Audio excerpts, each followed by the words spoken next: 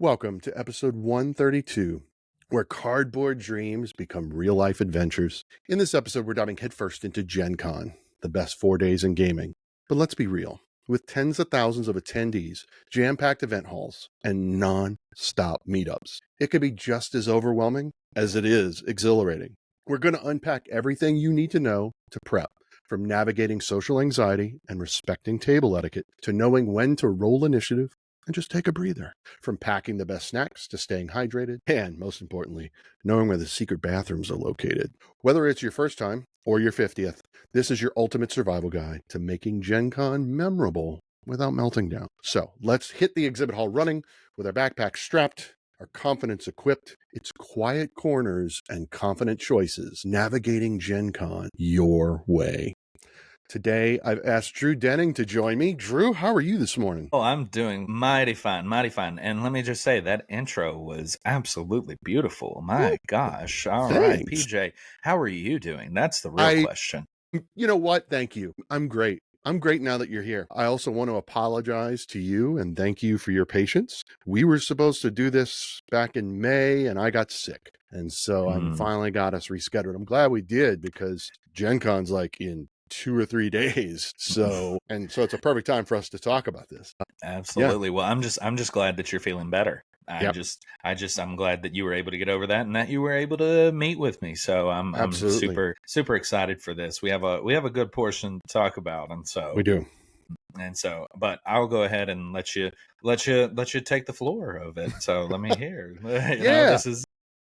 So for folks who don't know, Drew, I brought you on because you have a unique perspective to Gen Con. Let's say myself and a lot of, I go with the lens of a podcaster now as opposed to a few years ago.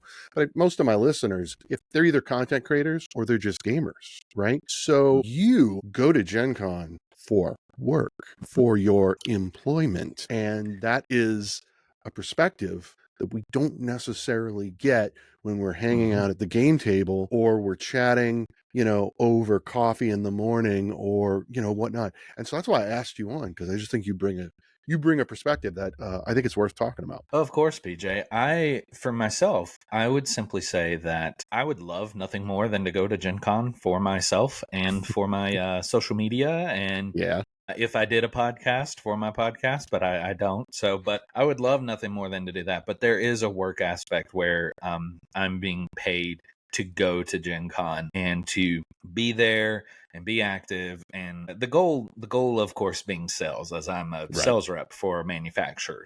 One of the things that a lot of people don't see or notice is just like how busy people actually are. And so I don't know if anybody's ever felt that when they go and they sit back and they talk with publishers, even people that you're friends with. Like there's a lot of times where you just walk on by and you're like, hey, good to see you, walk on by. And that's really it. The other side to that is other side of that is just like there's times where we just can't like talk to people. Like I can't. I'm in the moment. I'm in a business meeting. I have to bounce from meeting to meeting and have to schedule things. It's actually really funny because this year I've actually scheduled to have lunch with a friend of mine. Like I had to schedule it. I said I have to put this down. We're going on Friday to have lunch, and so it's just so funny that like it has to go down to that minute detail of hey, this is when I can have time. And so and the person I'm going to eat lunch with, they said, hey, it's just going to be you and me. We're just going to take a breather. It's going to be fine, things like that. And I'm like, please, that would be lovely. But one of the things as well that I will get into a little bit more and discuss on is I'm famously known for not liking Gen Con. I make it very public, and we'll get into that a little more. You do. We will get into that a little more, but I would say that a good portion of the reason why is because mostly it is a little bit business related. Right. And I'm the one for my team that's taking care of everything, and it's really difficult it's very difficult if you don't have a booth. Like as a business, whether you're a designer, a publisher, or manufacturing, whatever you fit the bill of, it's very hard to get the right and correct like like people to work with you from Gen Con. And Mhm. that's not a bash on Gen Con. There are good people that work at Gen Con. It's just like pulling teeth to Mm. for a simple question. And I'll get into more of that in just a moment. But yes, there is a different perspective that a lot of people don't really consider in that. Now, there are some things where it is social, where it is a Right. bit of social anxiety. I will dig into that as well. I've also spoke on that about how, like, oh my goodness, I'm gonna trip over one of these wagons. I'm gonna get Uh-huh. knocked out by an all play backpack. Uh-huh. Get Yep. I'm going to be shoulder to shoulder with somebody who hadn't showered in 3 days. Yes. It's one of those things where it's just like, okay, do I really enjoy that aspect of it? Right. When, I'm like, hey, like it's great. I'm happy that y'all are here. Y'all have areas to play and Yeah. things are going on, but like, hey, like, please take a shower. Like, so, Yes. Yes. This is but your we already know this is that. Yeah. this is your service announcement number 1 for Gen Con. It's imperative that you shower once a day, guys. We say it all the time, but we're going to continue to say it until you start doing it. Absolutely. That's great. And doesn't matter when you do it. Morning, evening, Exactly. sometime, please. Yes. Yes. And so Yes. and pack extra deodorant too. It So doesn't help. It doesn't help that Gen Con is scheduled at like the hottest time of the year in Indianapolis, right? I yep. mean, I understand. I understand. Like, the challenge when I talk to people that have never been to Gen Con, which is crazy to me, but okay.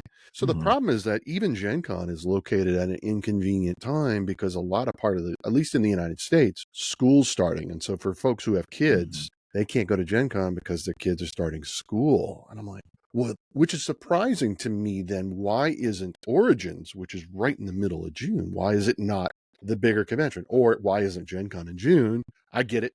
I'm not in charge of schedules and calendars, but right.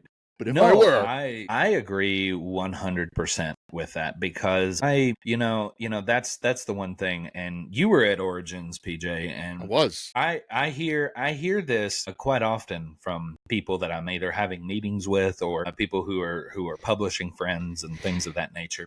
They always tell me the same thing, that their sales may not have been good. Even the big guys, even the big Yeah. ones, Yeah. big publishers, they say the sales are not that good at Origins because the common thing is people continue to say, "I'm waiting for Gen Con. I'm Yeah. waiting for Gen Con." Yep. And it was actually really interesting, the sales tactic that a lot of people used this year. My favorite one was there is a team called Fox Hen Creative. They made a game called Trash Cult that came out. I do believe it was last year or the year before. Yeah. And it was I'm really good friends with them because they work with me quite often, whether I'm doing reviews for them or anything of that nature. The funny thing is they didn't get a booth, and so I started to tell a lot of people they didn't get a booth at Gen Con. So they're like, hey, we won't be at Gen Con, so you either buy it here or you don't. That's a way to do it. And they improve their sales. I'm like, hey, that's fantastic. That's a great Sure. sales tactic. So I think that that's something that people definitely have to overcome in that barrier, because like we can't take away from what Gen Con is on Right. this side of the world. Right. Gen Con is, if you are a US publisher and you have a booth or anything of that nature, you have exponentially like the most like public viewing to Right. anyone in the entire, like, anytime that you could have. That's why that there's so many releases. That's why people are doing all these publishers are doing all these fun different things, like Pandasaurus. I love their content. I love what they're putting out right now. It's a road to Gen Absolutely. Con. Yeah. And I know I'm name dropping a lot of people here, PJ. It's okay. It's fine. But I like the creative outlets and Yeah. ideas that people have. Like there's good things inherently Yes. in Gen Con. I'm not going to sit here Absolutely. and say, oh, it's the worst show ever. Oh my God, it's frustrating for me. Yes, Right. there's a couple of frustrations, but that doesn't take away the fact that there are some absolute positives that could be on that end. And sometimes for me, like I said, it's personal or it's business. So it's a matter of that. Hopefully that answered your question through that. Sure. Hey, so do you think the reason? Well, I'm pretty sure the answer is yes, but I think the main challenge, what I'm hearing, the main challenge for you is that there's a line between work and play. And you are Gen Con by its nature, and this is true of every convention. They are social, but you're there to work. So there's a mindset that you've got to maintain. There's a boundary you've got to maintain. But your friends and your fans, I'm sure you run into that too. You just have the fans who absorb your content and are like, oh my God, welcome to boredom, right? They don't see that, right? So they're on the other side and they can't see that line, and you have to somehow balance that, and that has got to be emotionally draining and stressful. It's pretty stressful. There's a handful of people that I can keep that balance with because they know, oh, Drew's silly online. I know Drew because he's came to these shows before and we've hung out. There's a variety of people who know me for this, and then they put me into this tight little box of this is how I know Drew. I know Drew through manufacturing. I know Drew through content. I know Drew through just being Drew, because like I'll be out eating or whatever, and I'm just introducing myself to people and just having a good time. For example, at Origins, I had a friend who invited me to supper, and they apparently invited 20 people to it. And I actually, besides him, I knew no one. Oh but my gosh. I ended up having just a great conversation, great time with them. They were designers, they were publishers, they worked for large publishers. One of them was there were two people from Tantrum House. I apologize. I don't know. I know Tantrum Con, but I don't know their channel. I apologize. I'm not familiar with their work as much as I should. But they were two lovely people. And to me, like, that's how they know me. They just know me because, hey, we broke bread together. And so they may not know me because of my content. They may not know me because of this. So like there is an aspect. And then, like I said earlier, there's a way that I can mesh all of that together and just be myself with a good handful of people. Right. And so, but yes, there are people who have seen me and they're like, oh my gosh, I love your content. And I'm like, please don't say that. Please don't put that out there. Don't say that. Just treat me like a normal human being type of deal. And I said, and no, it happened once, and it was fairly awkward because I was with a group of friends and this person came up and said that. And like, it wasn't awkward on them to do that. I'm happy that they came up and said hi. I am happy when people come up and say hi, and if they know me through content. But for example, the best one I ever received that was super awkward but so funny was somebody came back and they said, oh my gosh, Drew, I love your content. I said, I love your unboxing videos where you switch from a weird video that you found to you, and like having to go, which is like a bait and switch where somebody's like, why am I watching this? Or like, why am I watching this? And then they go, oh, it's Drew. Okay, well, I got to watch his unboxing. What did he get? He got me, hooked me in. And so he goes, I love it. I love those, but I feel like, he said, but I feel like I can't watch those in public. And I said, you're probably right. There's some interesting videos that I find, but the point that I get to with that as well is like, there are also people who know me from work, and they know me as Drew, the manufacturing sales rep. And it's like, hey, Drew, we've worked with you. Can you help me? Drew, this, and they fit me into that mold and into that box. And that's fine too. Like, there's a lot of hats that I wear when I go to shows, and so there's so many different things that can be required of me, I guess is the best way to say. Where, for example, I have a lot of meetings with this GenCon coming up where it's, hey, you're a media person, come to our party after the show, come to my booth, I'll give you a free copy. And like that sounds fun inherently, but after being like shoulder to shoulder with people, hot, muggy, I'm sweating, tripping over those wagons and everything like that. I really don't like those wagons. I can handle getting hit with the all play like backpacks, but the wagons, I can't do it. I can understand the people who are like pushing their children around in that. I will let that Yes. slide. I will let that slide. But if it's full of board games, I told myself this year I'm going to start kicking them over. So I'm joking. I'm not going to be that mean, but I will trip over more of them this year. But like after all of that, after all of that, going out to just spend time and things of that nature, it makes it does make it a bit tasking for myself to be there. And it's like, okay, I have to take my manufacturing cap off, and I have to, and now I have to put on the social media fun Drew guy, people know me through social media and that. So yeah, I agree with you 100%, PJ. There's a lot of where it's like, take this cap off, put this cap on.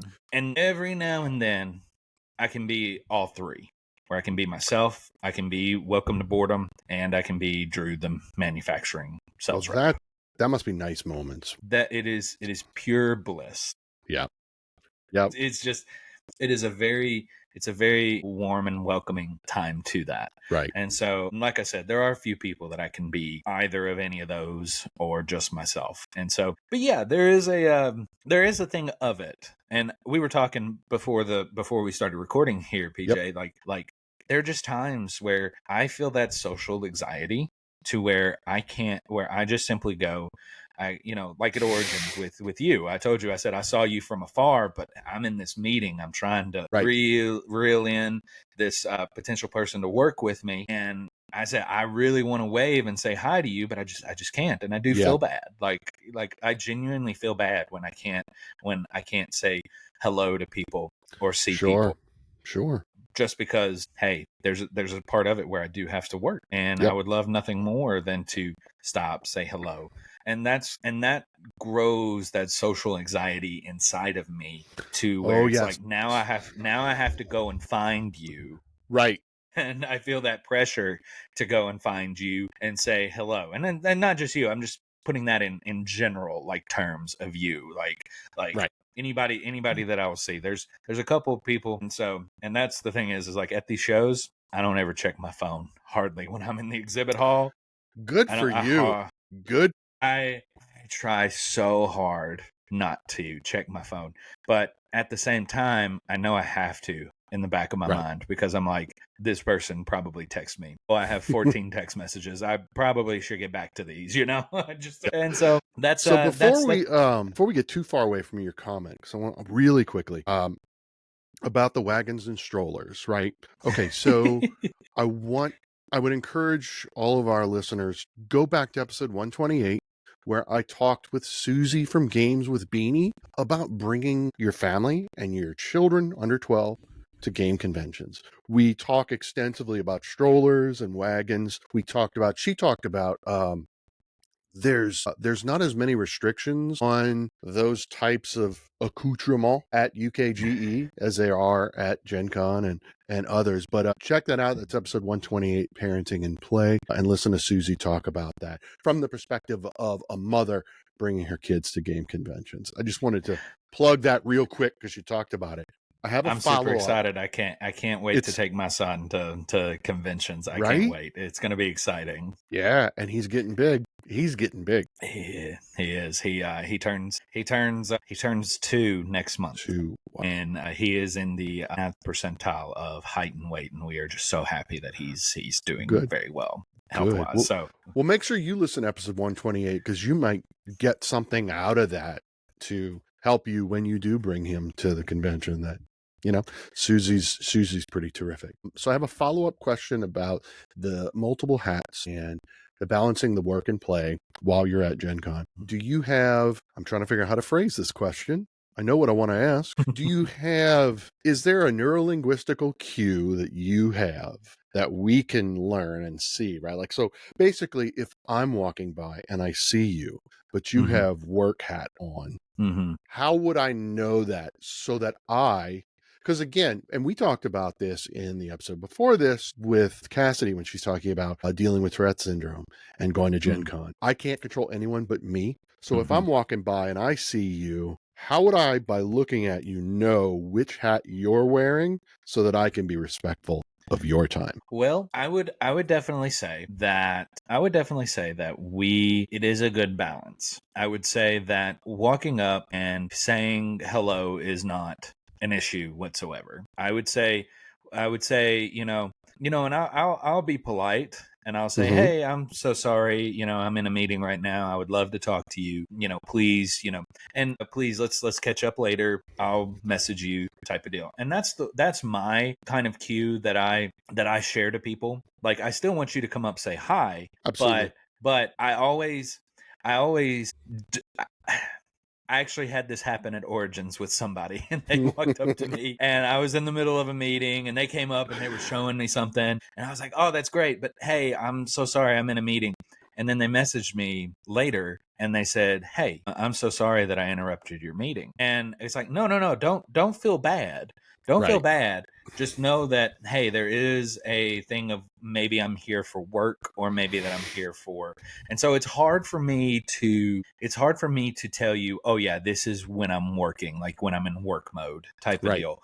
And as I said earlier, PJ, I would love to say hi to whoever. I would love to, but as well, don't feel bad for Right. walking up, and it makes me feel bad for telling you, "Hey, I'm in a meeting right now. I would love to talk with you, but I can't at the moment." And so it makes me feel bad for disregarding you and coming up to me. So first off, don't feel bad for interrupting a meeting. That's the very first thing. Is if you come up and you interrupt a work meeting with me or anything of that nature, don't feel bad.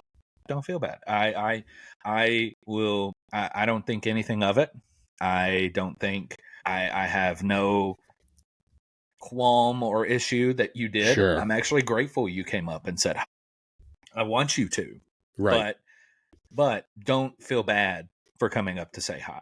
And when I disregard you and say, "Hey, I'm in a meeting right now," Sure. and so it's one of those things where it's like I don't mind it. Me personally, I Mm-hmm. don't mind it. But don't feel bad if I quickly shoo you away and say, "Hey, I'm so sorry. Right. I'm in a meeting right now." And I'm genuine when I say this. I say, "Hey, let's meet up later," because I Right. know it's a long weekend. I'll see you again, type of deal. And as well, we have more than likely have contact information. And so we'll probably text each other or message each other on social media and say, Right. we will be there. So it's one of those things where I don't want to say anything that's going to make people go, "Oh, there's Drew, but we can't talk to Drew right now. He looks like he's Sure. busy." I Right. don't want that. I don't want that. But I also don't want you to feel bad for coming to just simply say hi. And so if it's not a meeting, I will accept you over and be like, "Oh, hey, have you met so and so?" This is, that's my thing is Yeah. I love networking. I go to this show and I will network with people. I'll say, "Hey, do you know so and so? They're on TikTok. They have great content. Hey, do you know so and so? Do you know PJ? PJ has a great podcast. You really need to check it out." Right. Right.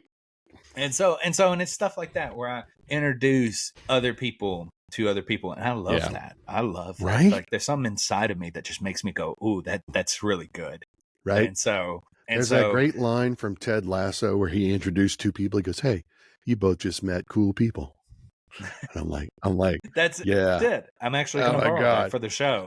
Yeah. I've stolen it myself. I love it. Yeah. I love I that. feel what you're talking about. It's great. I love Oh yeah. introducing people. And so it's a really cool thing to do that. And so I'm going to say this is, don't be afraid to come up and say hi, but don't be upset if I'm Right. like, "Hey, I'm in a work meeting. Mm, Can I just, I genuinely am like, "Hey, it's not a big deal. It's really not." sure. At the end of the day, this meeting, especially at GenCon, if I'm at like Origins or PAX Unplugged or any of these other ones, I'd have more time to sit down, and it does look like, "Oh, Drew's really working," type of deal. But at GenCon's a different beast, where it's walk up, "Hey, how you doing? Hey, you looking for, hey, I appreciate you wanting to take time to talk about manufacturing." And we get into that of it, and probably take. I've never had a meeting at Gen Con go longer than 10 minutes. And so I'm like, "Hey, I'm about to," as well. That's another thing. If you come up and you say hi, I might be wrapping up a meeting because I've It's never had true. one go past, because everyone's like, oh, we paid a lot for this booth. We need to make sales. And I get that. Right. Like that's Sure. business. That's how it goes. And this is also the spot where you're going to get the most publicity. So let's ask the question and talk about for a minute. For those who are going to Gen Con for the first time and who don't know, because you just said Gen Con is a different beast. Why is that? What sets Gen Con apart from other American conventions that someone who's going to Gen Con for the first time would not normally think about or be aware of? So I will say this in that regard. If you're going just to go, there's a lot of things. It just really depends. You got to ask yourself, first off, what am I here for? What do I want to do? If you want to go and you want to play games and stuff like that, you can do that 100%. I'm sure there's libraries where you can rent out games. You can bring your own games, take the games you just bought. You can go play them. There's so many areas and places where you can go to play games. If you are going there to see the new releases or anything of that nature, then that is definitely one thing that you need to make a point of. Go to these different booths, these different publishers who have these new games releasing. See what they said on social media, see what's coming out, see what's happening, and then you will have your fill. Because there's a lot of games that are coming out at this show every year. It's always the same thing. There's a lot of games that come out at the show. Then the other thing, and again, you don't have to have one specific thing. Let me be clear on that. You can have a mixture of all of these. The other one is see what events that you can be a part of. You want to be a part of a tournament? Fantastic. Prove yourself to be the best. Tournaments. Yes, prove yourself the best player of your favorite game. If you want to do that, go for it. Yes. I say that because my buddy last year, one of my buddies, he won the Arc Nova tournament. So it was so funny because he said, I have all the bragging rights now. He said, Arc Nova is one of my favorite animal games. He said, and this just proves it that I'm the best. I said, there you go. Okay. Yeah. So he's been bragging all year long about that. Sure. But like events such as tournaments, you can go to panels if you want to hear different aspects and different parts of it. Which I do want to say, by the way, PJ, I know coming on here that my friend would be very upset if I didn't plug it. But we have I say we, but they have a panel that's going to be going on at Gen Con, and it's on Friday. I do believe it's at 11 is when it is. Don't quote me to that. But it is going to be talking about diversity in the gaming space. And so there's a mixture of people and things that we can improve as gamers and as people, how we can be more accepting and welcoming at not just our tables, but also just like in general. And so I think that it's going to be an excellent panel that I was invited to. I'm excited for it, and I think that it's going to go. I think it's going to go great. So I encourage people, hey, definitely come and check this out when you can on Friday. Love that. I love that. I mean, that's the whole mission of this podcast: is unite players around the world. I've said it before: diversity is our strength, and we really we still have a lot of room for improvement and a long way to go, but. I will say they did a run of it at Origins, and the big thing behind it is not making automatic assumptions. Even when it's the best of intentions. Even when it's really well intended. So I'll go ahead and I'll let you know, like there are people of different races, of different genders and things of that nature that are going to be on that panel, but they said we need somebody who's going to be nice but firm, that will moderate the panel, and for whatever reason they decided to pick me. And it's so funny. It's so funny because I was asked to go to the one in Origins to moderate, where I just ask the questions. I make sure that everybody, I just make sure that nobody's getting rowdy or inappropriate or anything like that. And I make sure that they stay on topic and not venture off too far. So my that's what they specifically told me that my tasks were. So they it was so funny because when I told a handful of people that I was moderating a panel for diversity, they looked at me and said, "What?" And so it's just really funny because they told me in a follow-up meeting last month, they said, "Drew, that's see, look, you if we want you to get to talk, you now have something because people made assumptions about you." Boom. Doing See? this panel. That is exactly I said, right. "No, I'm not going to speak. I'm not going to speak. This is not my space. I'm not an original panel member. I'm just here to moderate." And so that's really it. So, but it's going to be an excellent time. So I encourage people to definitely do that. And so I'm veering off topic of it, but no, I do want to say to your original question, it's really just figure out what you want out of the convention. If you want to play, there's plenty of spaces, plenty of things where you can play. Exactly. You can play at any time of the day that you want to. If you want to go to events, you can. If you want to just buy new games, you can do that too. So there's a lot of shopping. There's nothing set in stone. That can can be said what it is. So it's just a matter of what do you want to do and get out of your Gen Con. So there's no right or wrong way. It's just like you said earlier, you. Right. Exactly. So that's going to lead me to safety tip number 2 at Gen Con.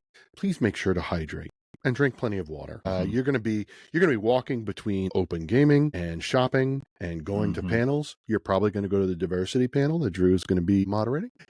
So there's a lot going on. Gen Con is a beast. Make sure you stay hydrated. I'm going to tell you a quick story about Origins. I did not follow my own advice. The convention center is dry. It is so dry. And the hotel we were staying at was dry as well. And I suffered bronchitis, so I already had inflammation in my lungs that I was just recovering from, did not drink enough water. So when we got back home, it just re-aggravated. I almost missed a week of podcasting because my cough was back so badly. And it was like, oh my God, drink water. Drink water, absolutely, guys. Absolutely. And you don't realize how much you'll be walking. So a lot of people don't think of that. A lot of people don't realize, hey, it's quite a bit of a long trek from the convention center to the football field. It's a bit of a trek from the football field to the hotels if you want to go up there and game, or you have a meeting or whatever. It's a bit of a walk. So definitely you need to hydrate. There's no reason that you shouldn't, because there's a lot of spaces that you can go and fill up your water bottle. And so that's my thing is definitely hydrate. Last year, a lot of people on my team with work made fun of me because I had a Coke. I call it just Coke. When I say Coke, I mean just general. I know what you mean. Yeah, I know you know what I mean, BJ. But it was, if you want me to be specific, it was a Diet Coke. And then, or a Diet Mountain Dew, and then I had water. And so, and I would sit there, take a sip of one, take a sip of the other. So I'm just like, I got to stay caffeinated and I got to hydrate. And so it's one of those things where, because a lot of people don't realize that too, is like how late you will stay up at these shows. Like even like time just slips by you. It does so quickly throughout the show. Like it's going to go by quickly. My grievances aside, like it's going to go through the 4 days of Gen Con before we even realize it. It really will. Yeah. So you blink and it's like, whoa, Thursday's over. Right. Yeah. Now I would say if you really want to get the most out of your Gen Con is to look at the schedules of everything. See what you want to go to. Kind of have an ideal schedule. You don't have to be as exact as my schedule, because I'm like, I'm doing this at 8 a.m. I'm doing this at 9 a.m. I'm just list of things. The other side of that is as well, I wouldn't go in without a little notion of a plan, like what of your goal and what you want. Absolutely. I mean, if you're spending that much money on a badge, and then however much it is for the hotel, and then golly, Bill, you can't even think of how much it is to park or anything like that. Like, and that's if you didn't get a hotel across the street or close walking distance. Like I just you're probably spending $2,000 a minimum before you even buy a board game in the vendor hall. yes. Right? I mean, Yes. it's Yes. It just depends on what it is exactly exactly. that you're going through. I'll be open. I'll share my finances on this. To this, I have a rental that I'm going to use, Yeah. and I am using. Sorry, I already have the rental, and it is. I do believe it was about $700-800 just for that. Yeah. And then of course the hotel being Yep. about $1,000 for 5 nights. There it is. That's if you didn't get the Connecting. if you didn't do the connecting. Like I was able to find a hotel that's about 30 minutes southeast of the convention center, so I've already got to spend money to drive, 30, Right. not just to GenCon in Indianapolis, but I'm going to be driving about 30 minutes every day to the Back and convention forth. center and back. Yeah. Yeah. So yeah, that's already, and then all the money that's going to be spent on gas and everything like that. Financially, like, you are absolutely spending $2,000 Yeah. like at Right. minimum. And There is a piece of good news though. There is something that's free. Yes. If you bring a refillable water bottle, there are refill stations throughout the convention center and Lucas Oil, so you could get free water. So there's no reason for you not to stay hydrated. You backing me up on what I said earlier. I love it. There you are, man. That's yeah, great. I know. I have a question for you, and this is a personal one. Of course. So this is me asking about myself. One of the things that I struggle with, I think a lot of other people do too, because of conversations that I have with folks offline throughout the year. When I see other content creators, influencers, whatever term they feel comfortable with, celebrity within our niche, I'm often reticent to go up to them and say hello, because I feel like, I mean, the short answer, I'm not worthy, right? Like, I feel like my following's not as big. I also worry about the etiquette because I've not met them before.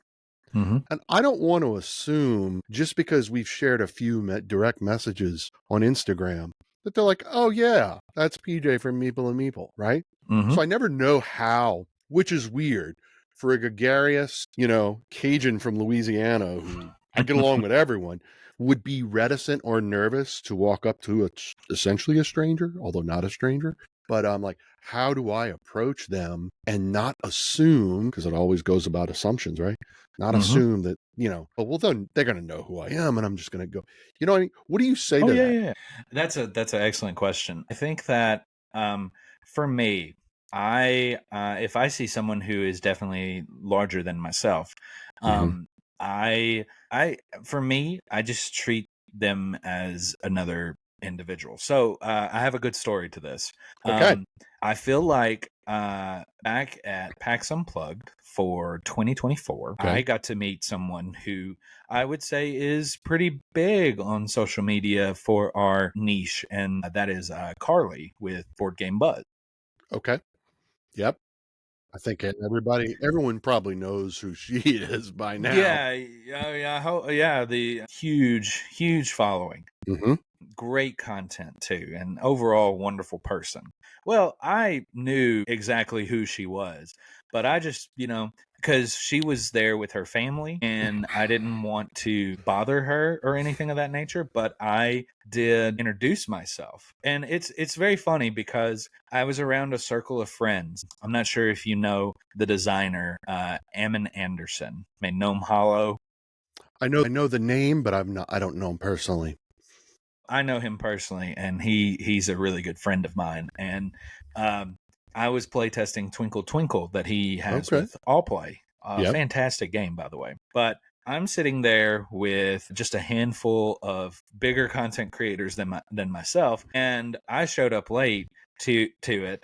And they said, "Hey, Drew, Carly was going to take your spot, but since you're here, that's okay." And I said, "I'll do whatever you want me to do, All Play team. I'm more than happy to accommodate for anything. Ammon was over watching our game, teaching us how to play, and then I could hear him in the background, and Ammon going, "Carly, do you know Drew? Drew's really great guy. Like, you should get to know him," like, and everything like that. And Carly ended up like talking with me, hanging out with me. We talked about playing a game, stuff like that. Never did, but Right. but that's how it goes. But we just chatted about a lot of things, and it was excellent. It was excellent. And so I feel like as well, PJ, knowing yourself, going back to what we just talked about earlier, where it's like really cool to introduce people to other people. Like, Carly had no idea who I was, like, but just for the fact that I know other people in the community, I know I have really good friendships with a lot of people. I was able to make that, somewhat friendship through that. But I do say that for that, just obviously treating them like an individual, that of what they, just treating, I would say definitely treating them like an individual of it. I think they appreciate that more. They probably know that you know who they are. If that makes sense. I know that you know that I know that you know. Exactly. But I see it all the time with like Tom Vassell. I go to a lot of these shows and I see Tom Vassell, Dice Tower, he's walking around and people are stopping him and shaking his hand, saying hi, and treating him with that type of just, because like he knows that a good portion of people in this niche know who he is. And so, so it is one of those things. To be clear, Drew and I are not saying that we're on par with Tom Vassell. No, nowhere near that. No. I believe, PJ, I believe you deserve to be on par with him. But I don't know about that, but thank you. But I would definitely say that like the amount of people that walk up to Tom Vassell and just like shake his hand and say hello and, "Hey, Tom, I really liked this video, this review that you gave," or whatever that it might be. And it's just, engaging with them, talking about this thing that they've taken their time out of. For some people, it's a job, like Tom Vassell. It's a job. For others, like myself or anyone whatsoever, like, this is just them doing it for fun, taking time out of their day. And this podcast just for you having fun. So, and PJ, I appreciate you. Thank you. I appreciate you as well. Let's be fair. So, well, I thank you. Yeah, I think that overall, I think that's going to be the best technique, is to just, to either introduce yourself, reintroduce yourself, or anything of that nature, depending on the varying like interactions that you may have had with them. You'd be surprised how many of them may actually remember you. And that's the thing, is like I know somebody I get that. I myself get that, just because like Drew has, X amount of followers, like, oh, he doesn't pay attention to us. And I'm like, no, I appreciate all of you who like and comment and are active on social media with me and everything like that. But like, that's the one thing that I do kind of laugh at, is people walking up and going, oh, I've had this happen too, where people come up and go, "Drew, you probably don't know who I am, but I watch your content and everything." And I go, I know exactly who you are. Like, don't sell yourself short. Like, so, but like, with these people who are on the larger side with hundreds of thousands of followers, you may need to remind them, of your name and saying, "Hey, thank you for taking time to message me," or whatever. Fill in the blank, Yeah. And so I don't think there's a right way to do it. I know there's a wrong way, and you're just walking up and going, "Hey, I think your content is garbage. Like, you need to stop making it." I think that's kind of wrong, but what if my content is garbage and I really need to hear that? You need to hear how to improve rather than it being garbage. So I can only imagine. You know what people are going to say to me when I get to GenCon? Oh my God, they're going to be listening to this on their drive, because this is when people consume my podcast. It's when they're driving to conventions and they binge a bunch of episodes. They're going to hear this and they're going to come up to me and be like, "Your content is garbage and you need to stop." And I'm going to be like, "Oh, Jerry, Jeff." You just, you can blame me on that one, PJ. So that's okay. No, it's fine. I love it. And so I love it. I do want to get into a topic very quickly. We touched on it briefly, but I do want to get into it a little bit more, if that's okay. I don't want to take over the podcast. I was just going to say, like, let's do it. Yeah, I was going to say that we've sort of discussed about the social anxiety of conventions and things like that.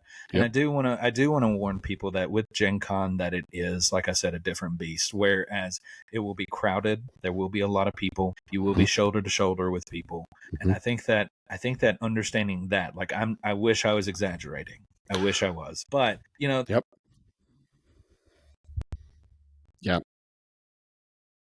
Yeah.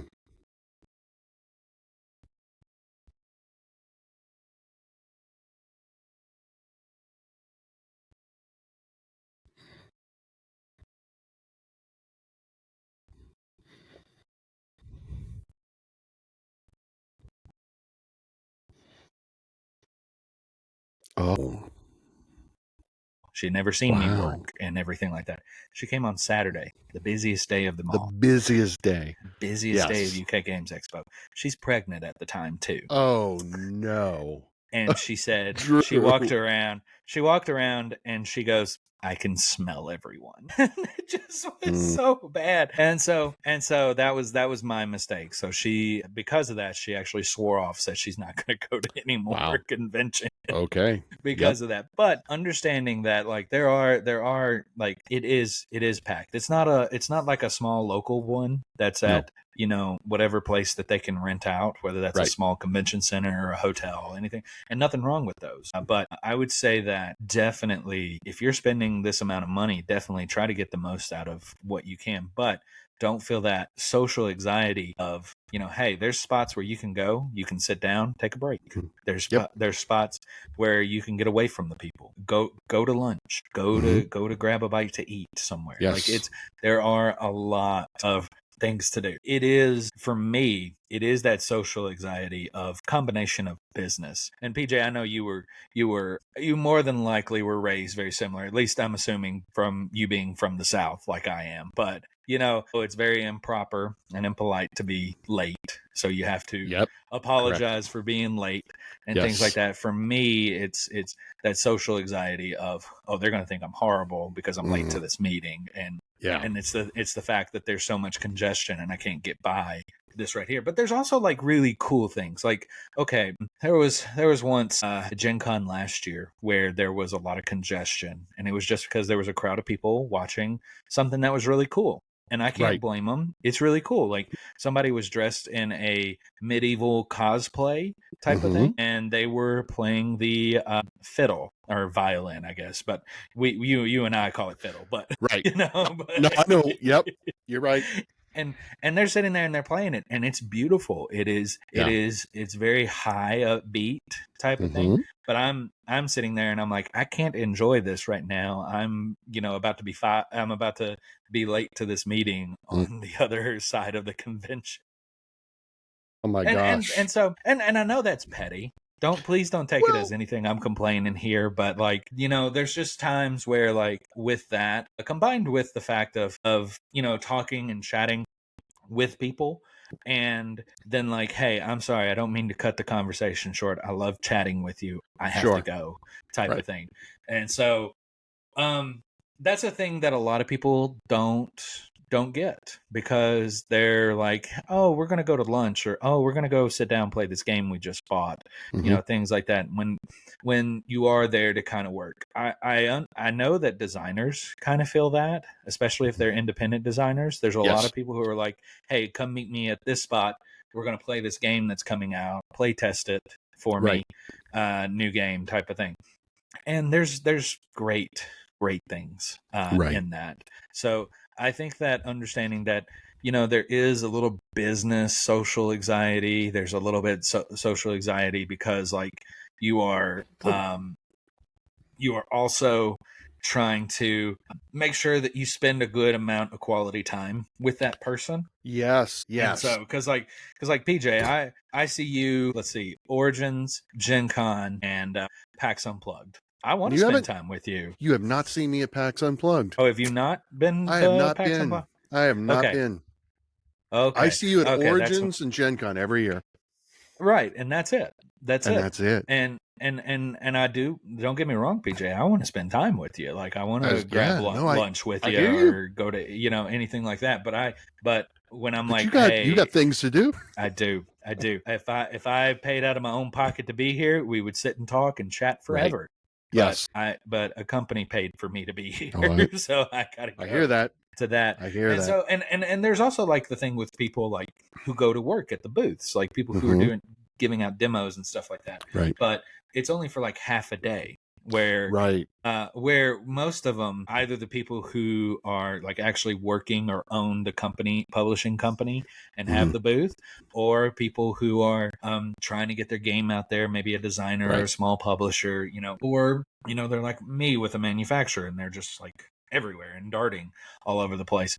It's understanding that there just has to be that understanding of like, hey, we got things to do. We got to go. We have a full schedule compared to, a lot of the people that are here. Now, there are some, like I said, who can relate, people who work Yep. at demos, do demos, but they work for 4-5 hours, maybe something like that. Yeah, let's talk about the contract labor in the vendor hall for a minute. This is an Okay. issue. This is an issue that's really important to me because a lot of my friends do this. And if you listen to the Origins recap episode with Chris Preston just a few weeks ago, that's what he did. And he'll be doing this at Gen Con. Mm-hmm. So when you're in the vendor hall and you're going from booth to booth, the individuals who are teaching you the demo game, be patient with them. Mm-hmm. They don't work for the publisher. They are not the designers. They had no hand in any of that. So maybe they don't know the game as well as you might like. I mean, they do a little training ahead of time, but just be a little patient and kind. They're probably only being paid in a free badge. Sometimes they've got an hourly wage, and these are the people who are working 4 or 5 hours, and that's it. But they're just like you and me, but they can't fund fully Gen Con, and the only way to do it is to essentially get, contract their time out. So be gracious and be sure to thank them when the demo is over. Show them gratitude for their time. Yeah. It's really interesting because like they may not have the skill that some people do with sales. Right. Like Right. there are people who I've seen that are small publishers, and they'll have a booth, and there's one guy who strictly just sells for the booth, and he can sell anything that he could. He could sell the shirt off of his back, like he talked that good to you. And Right. so then you have people who are probably just got there the day before. They probably just learned how to play the game. So there's a lot of people who you have to really just kind of sense how they are.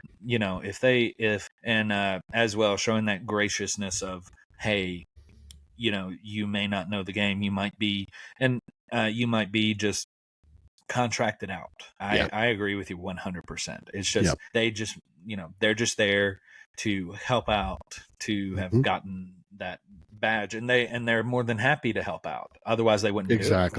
Exactly. But they probably just learned the game the day before, and they probably don't have their pitch down of how to properly play. And there's a whole dynamic of that, PJ.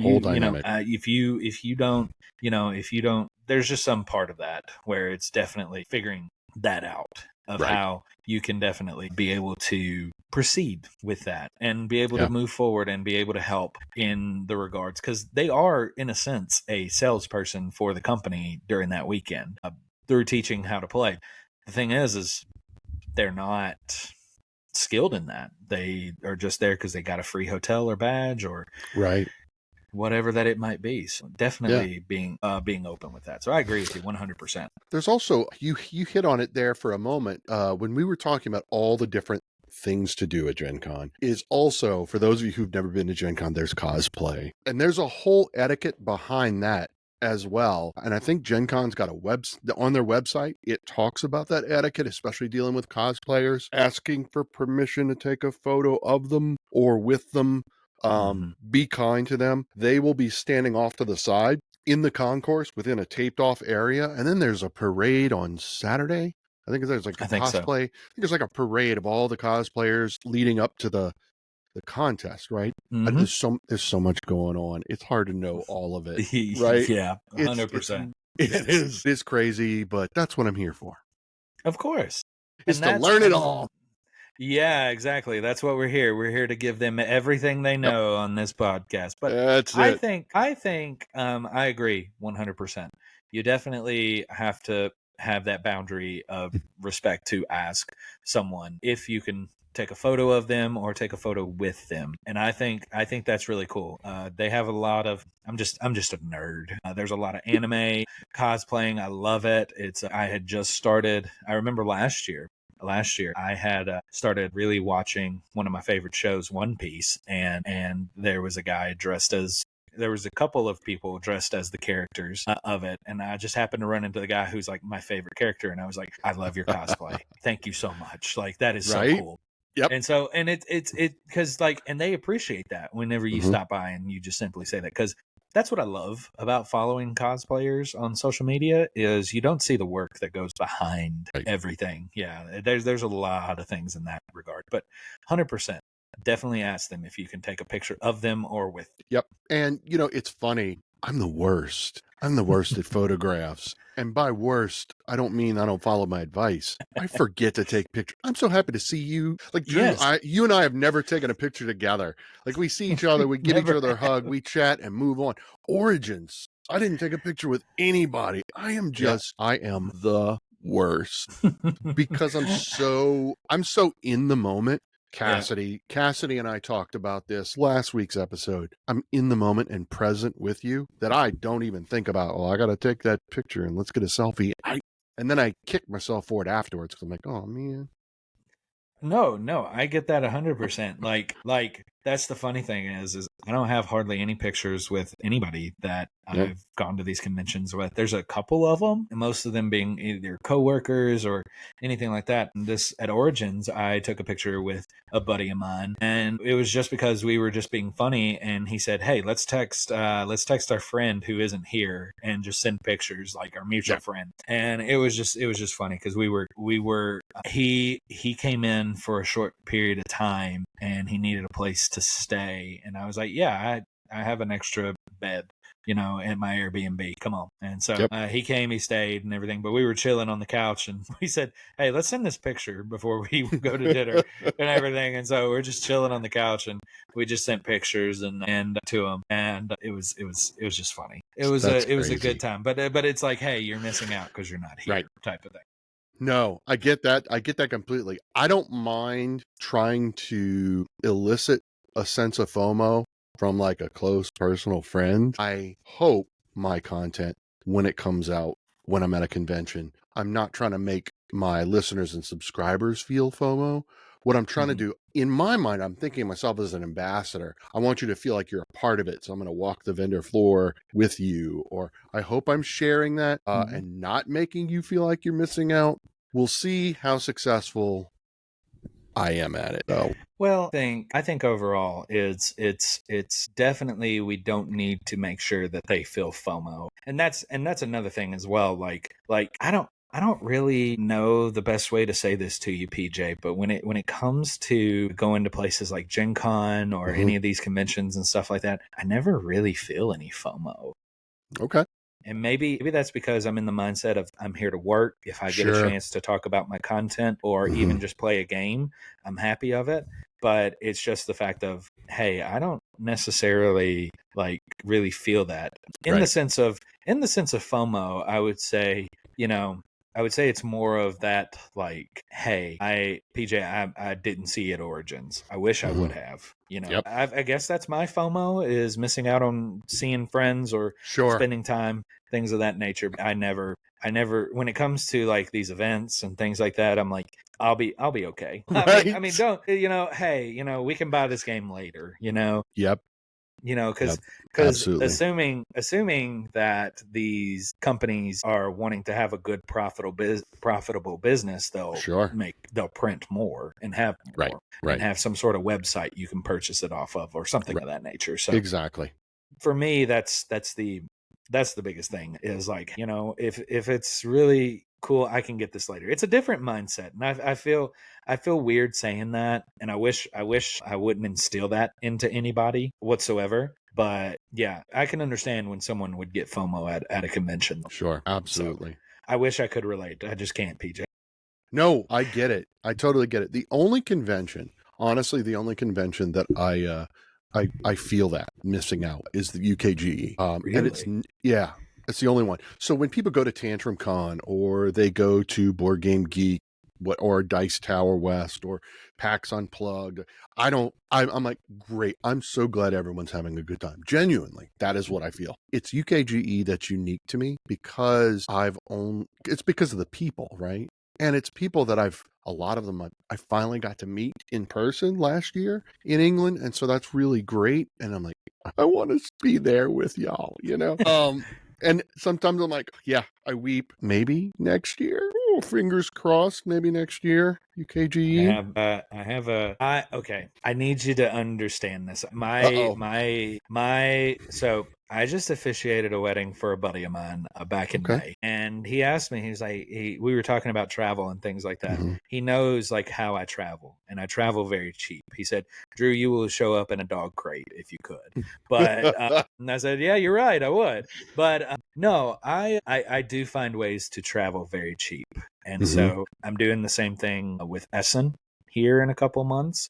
Okay. I have a fairly cheap flight to Essen. If I could go back to UK Games Expo, I know exactly what airline I would use, and and I'd probably find an Airbnb. I'm not sure what the cost would be, but yeah, I definitely, I understand that. I understand that. I understand that all too well. So you're going to be at Essen this year. That's what you're saying? That's what I've been told. I was told that's what I was told back. So typically around Essen, after Essen, is when I have the idea of like what I'm doing. Somewhere between Essen and January. So So let me give you this. Let me give you this. Let me tell you why. Okay. So that's when my whole team is together, and so Essen is usually when we're all together. And then I travel to China to tour the factory and celebrate Chinese New Year with my team. And so that's typically when they tell us like which ones we're going to of that nature. And last year I found out at Essen last year, they said, "We're just go to the same ones in 2025. I said, okay. So, all right. It's Gamma, Origins, GenCon, Essen, PAX Unplugged. Those 5. There you go. That's it. So I already knew like my marching orders for this year. That's what I was told last year. Whether or not that changes just depends. So here's what I would say. Make sure that you somehow pencil it in. If you're definitely going to Essen, let me know, because Gareth will be at Essen for the first time. And if you haven't, you should meet Gareth at least once, because I would love to. Yeah, absolutely. He will be there. So that'll be exciting. So hopefully we'll get some live content for the podcast for that, but we'll see what happens. That's what you had me do 2 years ago. I remember I was joking. And I said, when are you going to, I remember I messaged you and I said, when are you going to actually have me on the podcast? Like not just a clip of me. Here we are 2 years later. So I know. I'm joking. PJ. I gotta say, it's been an interesting year for the Meeple to Meeple podcast. Obviously, Gareth's been on sabbatical since January, and I didn't know what I was going to do. Right, I had no idea. And now the momentum is just, I've got stuff. I've got a series coming up.